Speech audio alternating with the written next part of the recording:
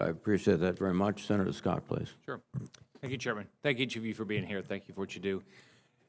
General, can you talk about why should Communist China or why should Russia, any of our enemies, why should they be concerned about the capacity that our Army and our military has? And why should they, when they look at our recruiting, you know, we're not hitting our recruiting numbers, support of the military is not what it used to be.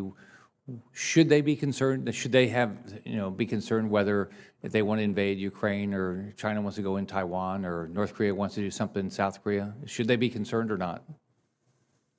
Well, I think when I look at our adversaries, should they be concerned about the United States Army? Absolutely, yes, they should be. It is the most lethal and ready army in the world, and I think when I've spent a lot of time traveling around the world, so when I go to Latvia, Estonia, Poland, Romania, you name it, that's the respect that our soldiers have. Every one of those countries wants us, you know, to be a partner with them, and I think it's the same thing in the Pacific. And I think it's only going to get better with the resources as we transform the Army to make sure that we have the capabilities as part of the joint force that are going to make maybe an amphibious type assault or an airborne assault or an air assault very difficult to do. And, you know, but as far as for people size the house, do we have some challenges? Absolutely. But we're looking for everyone's help to work our way through these problems to inspire young men and women to serve.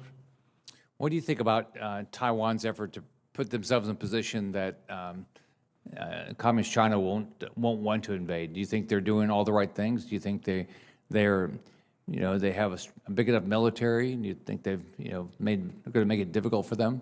Well, what I'd like to do, Senator, is take that to if we can take the next session. But here's what I would say generally. I think there's some good lessons learned when we deal with allies and partners from Ukraine.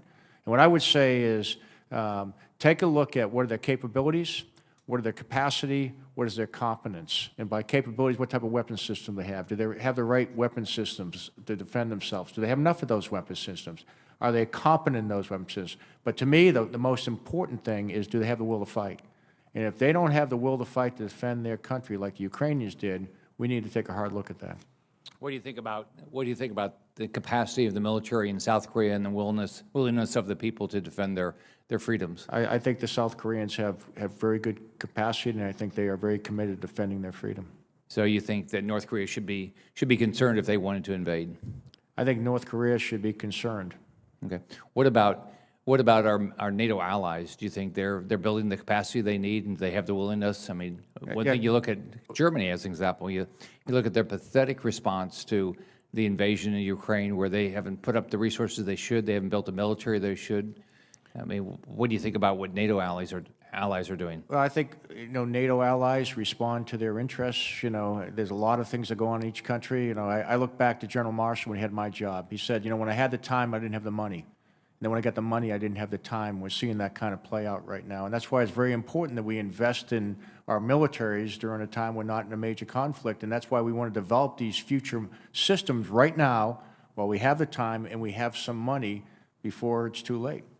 Do you think that our NATO allies are doing their part? I think the NATO allies I've seen, you know, again, the ones that are most in, I would say, harm's way, absolutely. You know, if you look at what the Poles are doing, you look at what the Romanians are doing, you look at what the Lithuanians are doing, Estonia, things have changed. I've seen a fairly significant change in how NATO's come together because they see a real threat. Yeah. Do you think the American public understands enough about the threat of Communist China? Well, I think, you know, Americans may or may not. I wouldn't speak for the Americans, but I think in a lot of ways people are focused on what's happening in this country. And you know, when you start to talk about what's happening in Ukraine or what happens to Taiwan, it gets to this world order bit. And for a lot of people, they're not quite sure how that plays into their lives. But we can show that, you know, regional conflicts have global implications, and we want to avoid regional conflicts. It's in no one's interest to have a Ukraine or have a Taiwan. Thank you. Thank you, Chairman. Thank you very much, Senator Scott. Senator King, please.